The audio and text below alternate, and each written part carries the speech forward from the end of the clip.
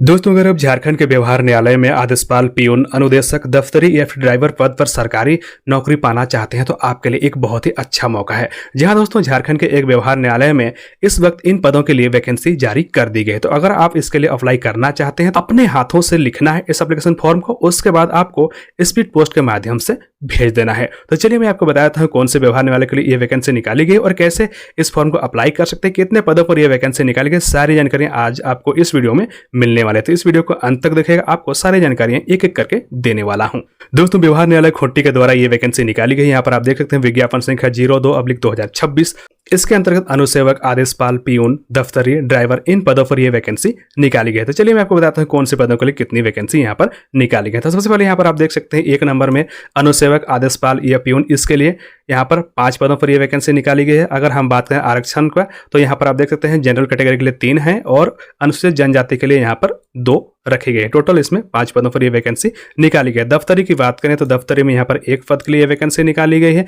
यहाँ एक सामान्य पद के लिए है, इसमें टोटल 1 ही पद है।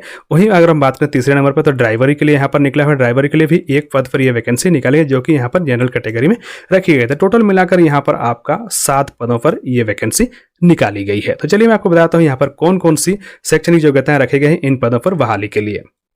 तो दोस्तों, अगर आप व्यवहार न्यायालय खोटी के अंतर्गत निकाले गए इस वैकेंसी के लिए फॉर्म को अप्लाई करना चाहते हैं तो यहाँ पर पदों के अनुसार शैक्षणिक योग्यताएं दी गई हैं। अगर हम बात करें अनुसेवक, आदेशपाल या पियून की तो इसके लिए आपको वेतनमान मिलने वाला है 18,000 से लेकर 56,900 रुपये तक। वहीं शैक्षणिक योग्यता की बात करें तो 10वीं उत्तीर्ण या समकक्ष, तो यहाँ पर आपके पास 10वीं या समकक्ष का डिग्री होना चाहिए। आपका भर्ती का तरीका स्क्रीनिंग टेस्ट या साक्षात्कार हो सकता है या फिर दोनों होने वाले हैं।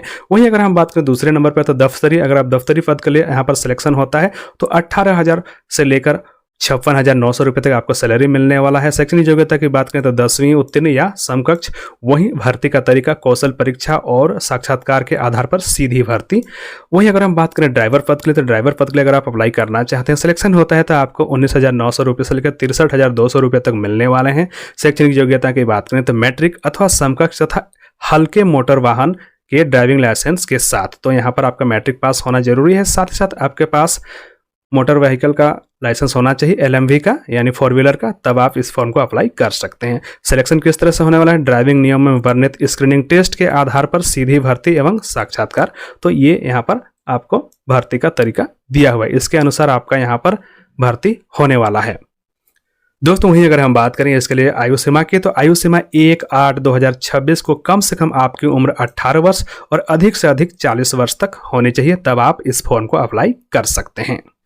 दोस्तों, अब मैं आपको बताता हूँ इस फॉर्म को भरने के लिए आपको कौन कौन सी डॉक्यूमेंट्स की जरूरत पड़ने वाली है। तो यहाँ पर आपका 10th के सारे डॉक्यूमेंट्स, आपका एडमिट कार्ड, मार्कशीट और मूल प्रमाण पत्र, उसके अलावा यहाँ पर आपका जाति प्रमाण पत्र, आवासीय प्रमाण पत्र, उसके अलावा आधार कार्ड वगैरह आपके साथ होना चाहिए।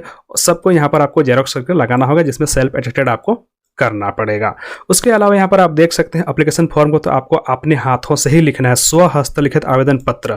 दोस्तों, पिछले बार रांची व्यवहार न्यायालय का जब फॉर्म निकला हुआ था, मैंने एक वीडियो में आपको बताया था कि हाथों से ही लिखना है। बहुत सारे लोगों का कमेंट आ रहा था कि नहीं, हाथों से नहीं लिखना है, इसको प्रिंट कर लेना है, उसके बाद उसमें भर कर भेजना है। लेकिन दोस्तों, मैं आपको बता दूं, जहां तक मेरी समझ है, स्व हस्तलिखित का मतलब अपने हाथों से लिखा हुआ ही होता है, क्योंकि एप्लीकेशन फॉर्म में भी मैं आपको आगे दिखाने वाला हूँ। यहाँ पर सिर्फ प्रारूप लिखा हुआ है। प्रारूप का मतलब इस प्रकार आपको बनाना है। इसीलिए अगर मेरी राय अगर आप मानेंगे तो एप्लीकेशन फॉर्म को अपने हाथों से ही आपको भरना है। A4 पेज लेना है, उसी में लिख कर बनाना है और एप्लीकेशन फॉर्म को स्पीड पोस्ट के माध्यम से सेंड करना है। एप्लीकेशन फॉर्म को क्या करना है, A4 साइज में बनाना है। उसके साथ आपका जो एडमिट कार्ड है उसको भी आपको अपने हाथों से ही लिख कर भेजना है, क्योंकि ऐसा इसलिए किया जाता है कि आपका यहाँ पर टेस्ट किया जाता है कि वाकई में आप लिखने पढ़ने में सक्षम हैं या फिर किसी और से आपने फॉर्म भरा हुआ है। तो ये सारी चीज़ें यहीं पर चेक की जाती हैं, इसीलिए आपको अपने हाथों से लिखकर इसको भेजना है। चलिए अब हम आगे बढ़ते हैं। आपको क्या करना है, एप्लीकेशन फॉर्म को अपने हाथों से लिखना है, सारे डॉक्यूमेंट्स को आपको अटैच करना है। उसके बाद आपको क्या करना है, 10/9/2026 तक आपको निबंधित डाक या स्पीड पोस्ट के माध्यम से इस एप्लीकेशन फॉर्म को सेंड कर देना है। कहाँ पर सेंड करना है मैं आपको आगे बताने वाला हूँ। एप्लीकेशन फॉर्म के साथ साथ आपको फिर क्या क्या लगाना है, 3 आपका पासपोर्ट साइज फोटो लगाना है। उसके अलावा यहाँ पर एक लिफाफा रहेगा 25x11 सेंटीमीटर साइज का, उस पर यहाँ पर 40 रुपये का डाक टिकट लिखा हुआ है। पहले रांची व्यवहार न्यायालय वाले में भी 40 रुपये का ही डाक टिकट लिखा हुआ था, बाद में 56 रुपये का डाक टिकट मांगा गया था, लेकिन इनके तरफ से फिलहाल तो 40 रुपये ही लिखा गया है। अब आगे क्या होगा नहीं होगा, अपडेट होगा नहीं होगा, मैं आपको नहीं बता सकता हूं। अगर अपडेट आती है तो मैं आपको वीडियो बनाकर अपडेट कर दूंगा कितना आपको डाक टिकट चिपकाना है। फिलहाल तो यहाँ पर 40 रुपये ही लिखा गया है, इसलिए आपको 40 रुपये का ही डाक टिकट चिपकाना है। एप्लीकेशन फॉर्म में भरने के लिए आपको और एक क्या करना है, जैसे ही आप एप्लीकेशन फॉर्म में अप्लाई करेंगे तो उसमें आपको क्या करना है, एक जो लिफाफा होगा बड़ा वाला, उसके ऊपर में आपका आवेदित पद का नाम, आपका नाम और यहाँ पर विज्ञापन संख्या आपको लिखना है। दूसरा, आपका जो अंदर में लिफाफा रहने वाला उसमें आपको अपना पता देना है और उसमें आपको 40 रुपये का डाक टिकट चिपकाना है। सारी चीजों को करने के बाद आपको क्या करना है, स्पीड पोस्ट के माध्यम से सेवा में प्रभारी न्यायाधीश व्यवहार न्यायालय खूंटी, पिन कोड 835210, इस एड्रेस पर आपको स्पीड पोस्ट के माध्यम से भेज देना है। तो दोस्तों यहाँ पर आप देख सकते हैं, आपको इसी एप्लीकेशन फॉर्म के अनुसार एक A4 साइज में इसी एप्लीकेशन फॉर्म को आपको भरना है और आपको स्पीड पोस्ट के माध्यम से सेंड करना है। इसलिए मैं आपको इसी वीडियो में क्लियरली बता दे रहा हूँ कि आपको इसको प्रिंट आउट करने के बाद भरकर नहीं भेजना है, आपको इसका प्रारूप यहाँ पर दिया गया है। प्रारूप का मतलब ही होता है कि इसके अनुरूप आपको बनाना है, ठीक है। अगर यदि इसी को प्रिंट आउट करके भेजने के लिए रहता तो सीधे यहाँ पर आवेदन पत्र लिखा हुआ रहता, स्वहस्तलिखित का यहाँ पर लिखा हुआ रहता ही नहीं। तो फिर आपको क्या करना होता, एप्लीकेशन फॉर्म को प्रिंट आउट लेना होता है, इसी में भर के आप सेंड कर सकते थे। लेकिन यहाँ पर सीधे सीधे लिखा गया है स्वहस्तलिखित आवेदन पत्र, इसलिए आपको अपने हाथों से ही इस तरह का फॉर्मेट बनाकर आपको लिखना है। यहाँ पर आप देख सकते हैं क्या क्या जानकारी आपको भरना है। ये सारी चीज़ें मैं आपको आगे दूसरे वीडियो में बता दूंगा।